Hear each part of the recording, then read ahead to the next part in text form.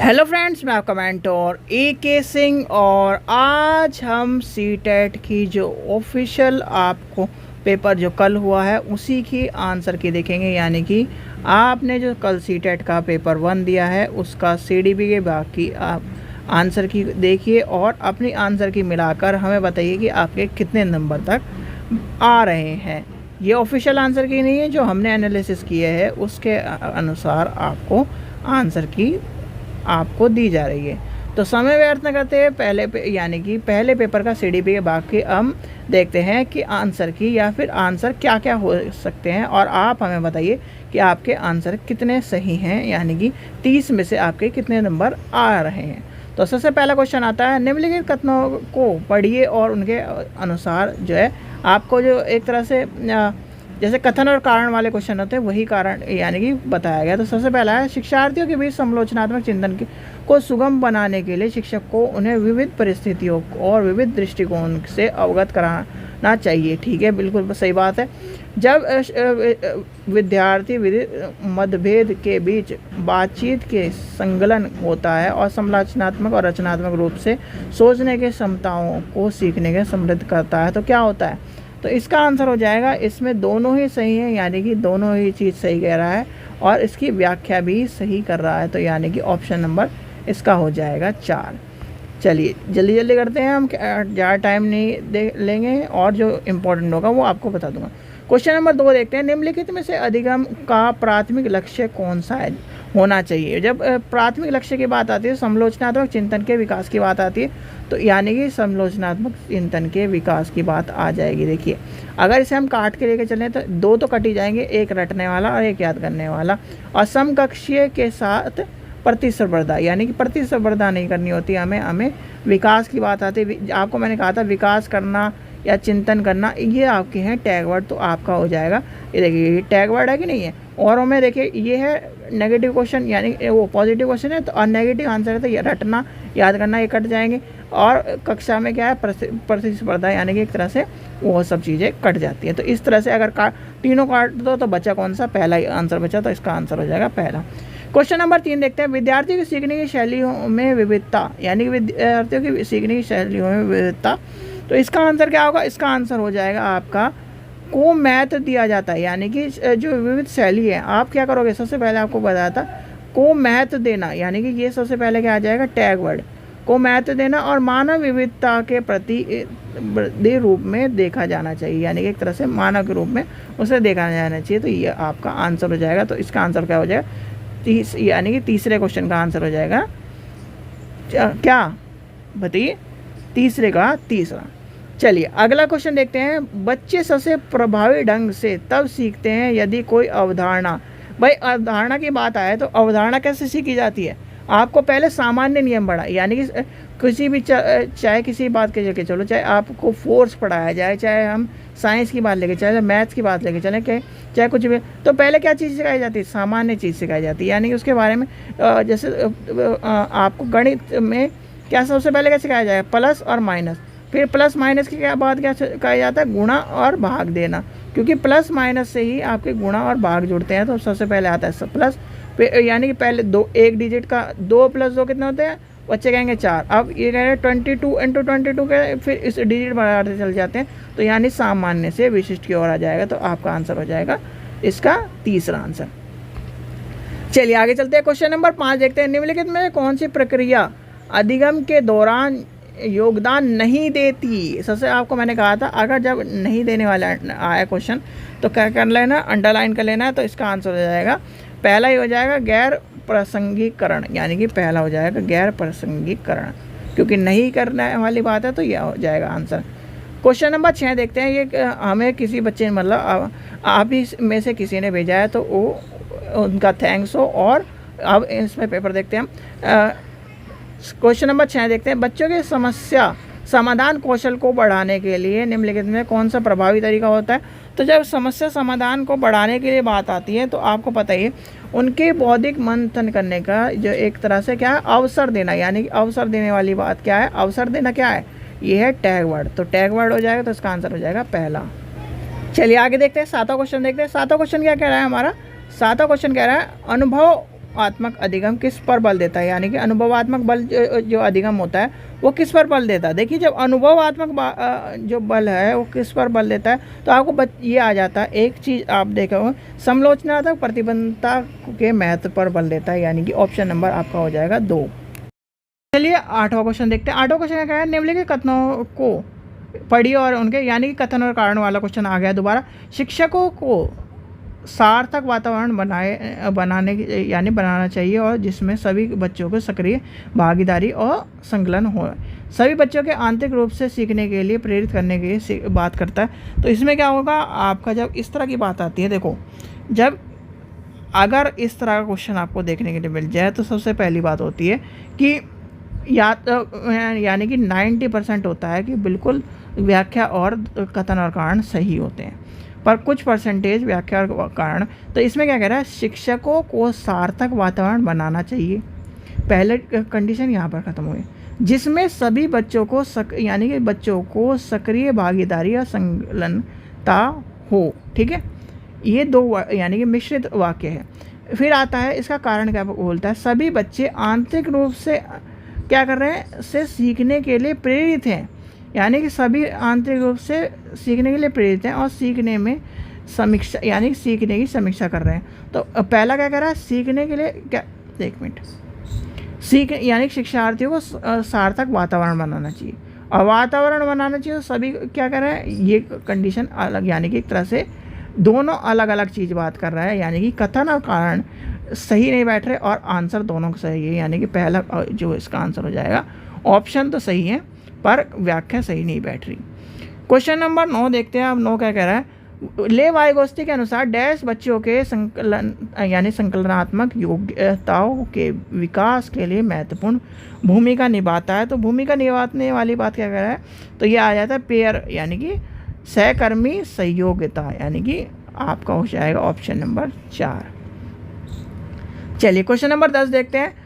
10 क्या कह रहा है, वाइगोत्स्की के सिद्धांत के अनुसार आंतरिक वाक क्या है, यानी कि 10वां क्वेश्चन में आपका जो आंतरिक वाक क्या है, बच्चे के लिए एक कल्पनित यानी कि एक तरह से काल्पनिक दोष के रूप में संप्रेषण करने की एक तकनीक होती है। और ये जो टर्म है, यानी कि जो टर्म है, अगर आप यानी कि आज आप 30 साल के हो या फिर 32 साल के हो, 28 साल के हो, 25 साल के हो, अगर इस टेक्निक को आप भी यूज़ करते हो तो आप ये यानी एक तो डिप्रेशन में नहीं जाओगे और अपने काम को बहुत ही जल्दी कर पाओगे। यानी कि आप जैसे कहते हैं ना कि अपने आप में बात करना, वही टेक्निक यही कहती है। जैसे आपको किसी मान लीजिए सीटेट का पेपर सॉल्व करना है, तो आप मन में या फिर अपने आप में क्या यार ये कंडीशन होगी तो ये कंडीशन नहीं होनी, ये कंडीशन होगी तो ये कंडीशन नहीं होनी, इस तरह से आप अपने आप से जब बात करोगे तो वो क्या होगा, आपका एक तरह से सॉल्यूशन जल्दी होगा और आप थिंकिंग ज़्यादा कर पाओगे। चलिए क्वेश्चन नंबर 11 देखते हैं। 4 वर्ष की अपर्णा कहती है कि एक बटन जिंदा है क्योंकि उसकी शर्ट को एक साथ बांधने में मदद करता है। जीन पियाजे के अनुसार उसे सोचने की कौन सी विशेषता की बात करें। भाई जब बटन वाली बात आ जाए तो ये क्या है, जीववादी चिंतन, यानी कि ऑप्शन हो जाएगा इसका आंसर 4। चलिए आगे चलते हैं। क्वेश्चन नंबर 12 देखते हैं। शैशवावस्था में सामाजिकरण डैश स्थायी मुख्य रूप से महत्वपूर्ण होते हैं, जबकि प्राथमिक बाल्यावस्था में सामाजिकरण डैश की संस्थाओं की महत्वपूर्णता को दर्शाता है। तो इसमें देखिए सबसे पहली बात आती है प्राथमिकता, यानी कि प्राथमिकता वाली बात आ जाएगी तो प्राथमिकता तो आपका हो गई आंसर, और दूसरा हो जाएगा माध्यमिकता, यानी कि सेकेंडरी, प्राइमरी एंड सेकेंडरी आ जाएगा, यहाँ पर प्राइमरी आ जाएगा, यहाँ पर सेकेंडरी आ जाएगा। तो लगा लीजिए इसका आंसर हो जाएगा चौथा।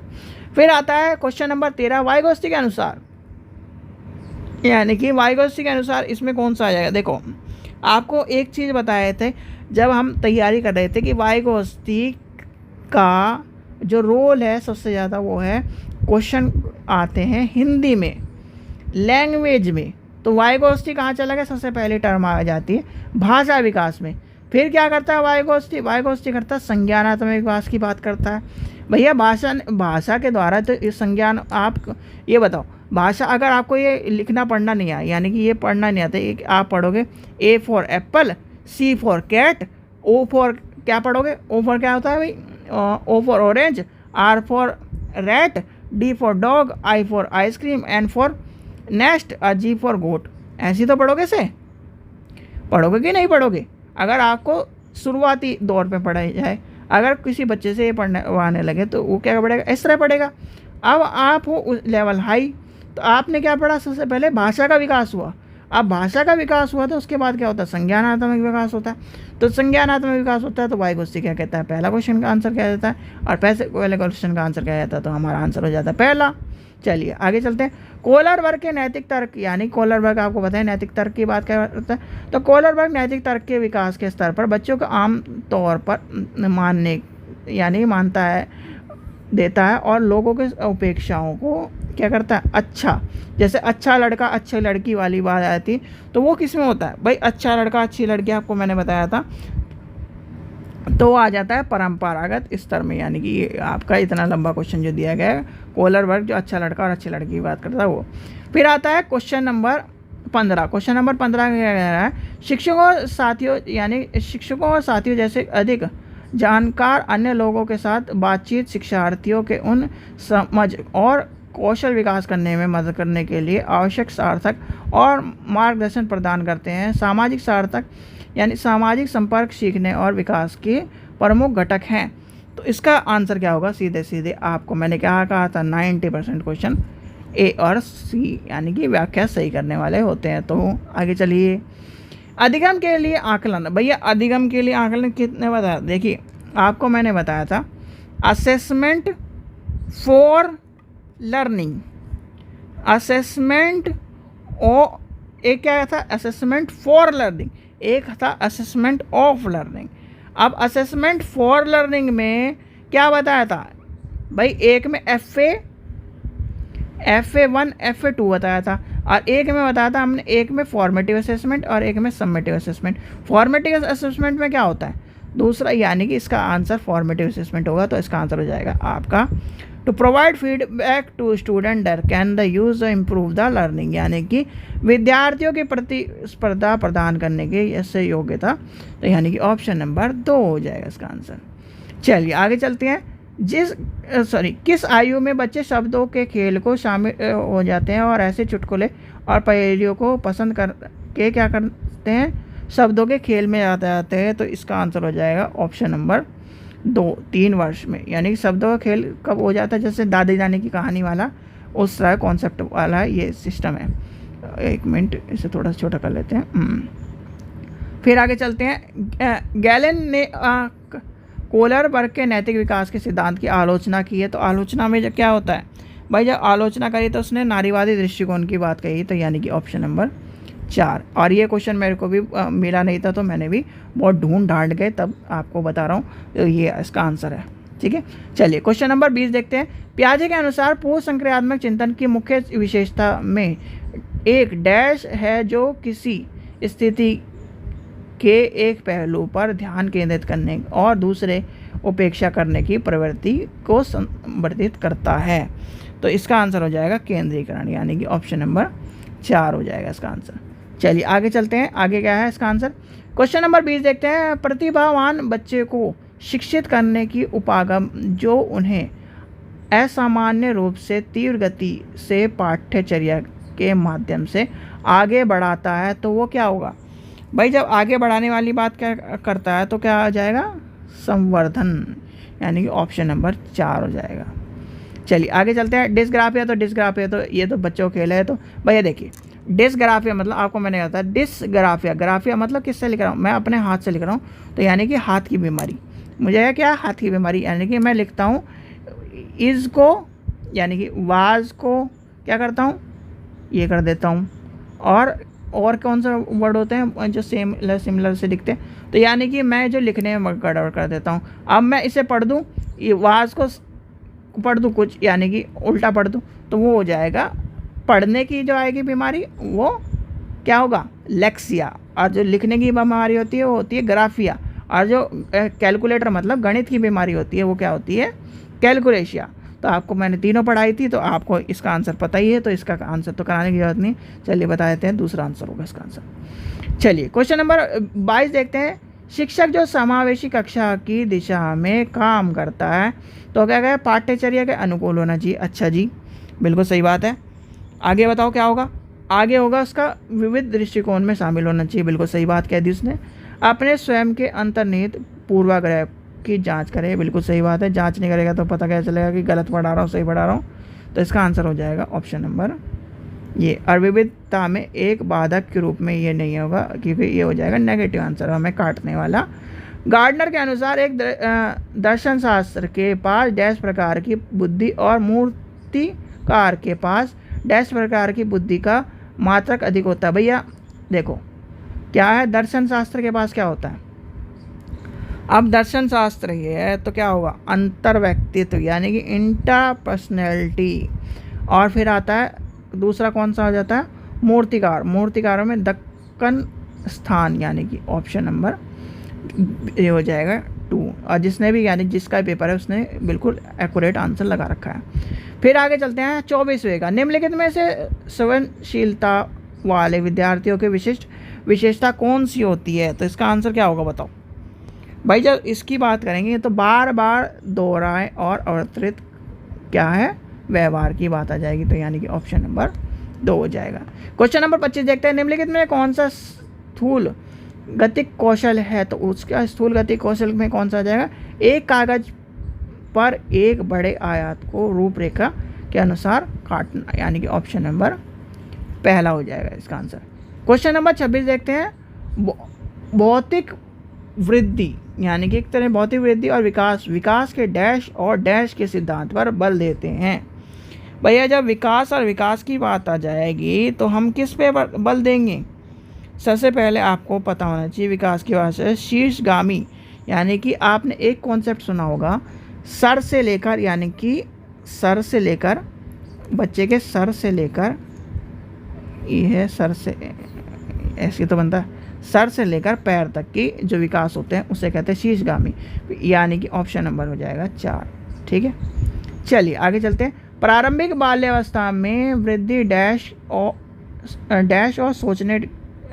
सोच डैश है, जबकि मध्य बाल्यावस्था में वृद्धि डैश और सोच डैश है। अब डैश और डैश का खेल में आप क्या कंफ्यूज हो जाओगे, तो इसका हो जाएगा स्थिति है कुछ हद तक आत्म केंद्रित है, यानी कि इसका हो जाएगा और धीरे और तर्क है, यानी कि ऑप्शन नंबर 4 हो जाएगा इसका आंसर। चलिए आगे चलते हैं, आपका है 28वां क्वेश्चन। निम्नलिखित में कौन सा एक ऐसा प्रश्न का उदाहरण है जिसमें विद्यार्थियों की अपनी सोच पर विचार करने की आवश्यकता होती है। तो इसका आंसर हो जाएगा कक्षा की शुरुआत में क्रियाओं के उपयोग के बारे में अपनी जो समझ कैसे बदलती है, यानी कि ऑप्शन नंबर पहला हो जाएगा इसका आंसर। चलिए आगे चलते हैं, क्वेश्चन नंबर 29 देखते हैं। निम्नलिखित में कौन सा विफलता के लिए आंतरिक आरोप्य का एक उदाहरण है। उदाहरण क्या है भैया, मैं खुद फेल हुआ हूँ तो उसकी बात कर रहा है, यानी कि मैं परीक्षा में फेल हो गया क्योंकि मैंने क्या है ढंग से पढ़ाई नहीं करी थी। आप फेल हुए क्योंकि आपने ढंग से सीटेट की तैयारी नहीं की थी, यही तो कहोगे आप। अब ये थोड़ी कह दोगे कि क्या नाम कोचिंग वाले ने सही नहीं पढ़ाया, ये नहीं पढ़ाया, वो नहीं पढ़ाया, तो वो अलग बात है। आप कथन और कारण में आपको क्या करना है, कथन और कारण में आपको सीधे सीधे आपको आंसर बता देते हैं, तो यानी कि दोनों कारण सही है। और इसका बहुत कम उम्र में दुनिया भर अधिकांश संस्कृति और लड़कियों की गुड़िया वाली बात कही है, ये तो क्या करता है, यानी कि एक तरह से भेदभाव वाली बात करता है। और भेदभाव किस में जाता है, हमारा जेंडर रूढ़िवादिता में जाता है, जेंडर भेदता में जाता है, जेंडर विभेदता में जाता है। तो कमेंट सेक्शन में इसका आंसर बताइए किस में जाएगा ये। तो आपके जो आंसर थे ये हो गए कंप्लीट। गणित के आपके कराएगी रितु मैडम, यानी कि गणित के आपको रितु मैडम कराएगी। तो यानी कि अभी आपको और देखिए ये क्वेश्चन जो है गणित का रिपीट है, यानी कि अगर वो करा रही है तो उन्हें पता होगा ये भी रिपीट है। अब 100 लाख ये भी रिपीट है। और ये मुझे ये क्वेश्चन 38 क्वेश्चन कौन से स्टेट टैट में क्वेश्चन पूछा गया है वो बता सकता है। अगर किसी ने स्टेट टेट के पेपर पढ़े तो ये क्वेश्चन ज़रूर बताइए कि कौन से स्टेट के टेट के में पूछा गया है, ठीक है। और ये क्वेश्चन मोस्ट इम्पॉर्टेंट है, स्टेट टेट में कई बार देखा गया है। चलिए आगे चलते हैं। ये वाला क्वेश्चन भी फैक्टर इफेक्टेड देखते हैं। वैसे पेपर तो इजी था। चलिए आगे चलते हैं, आगे देखते हैं और कौन सा क्वेश्चन है। घन वाला, ये वाला क्वेश्चन भी आपका ओल्ड पेपर में से है। ओके, देखते हैं और जो मुझे दिख रहा है, जो क्योंकि मैंने पेपर कराया था रितु मैडम के साथ बैठ के पेपर सॉल्व किए थे हमने तब पहले कभी, तो उस टाइम करा हुआ है ये। आगे चलते हैं, थ्योरी आगे। ओके चलिए, तो इसमें क्या नाम, ये आपको ये बता दिया मैंने, यानी कि सीडीपी का आपका पेपर हो गया है। आप आंसर मिलाइए और आंसर मिलाने के बाद बताइए आपके 30 में से कितने नंबर आ रहे हैं, यानी कि 30 में से कितने आपके क्वेश्चन सही हुए हैं। आंसर मिलाइए और आपको पता चल जाएगा, ठीक है। तो आपको रितु मैडम दे देगी और धीरे धीरे आपको सारे सॉल्व करके बिल्कुल एक्यूरेट। भाई ऐसा ये नहीं है कि मुझे जल्दीबाजी में करके आपको उल्टी सीधी आंसर की दे दूँ और फिर आप कहो कि ये आपने गलत करवाया था। तो इसलिए सॉल्यूशन बिल्कुल आराम से बिल्कुल एक्यूरेट आपको दिया जा रहा है, जिससे आप मिला सको और आप आंसर चेक कर सको, ठीक है बच्चों। आशा करता हूँ आपको वीडियो पसंद आई तो लाइक करें, चैनल को सब्सक्राइब करें, वीडियो को ज़्यादा से शेयर करें। Thank you.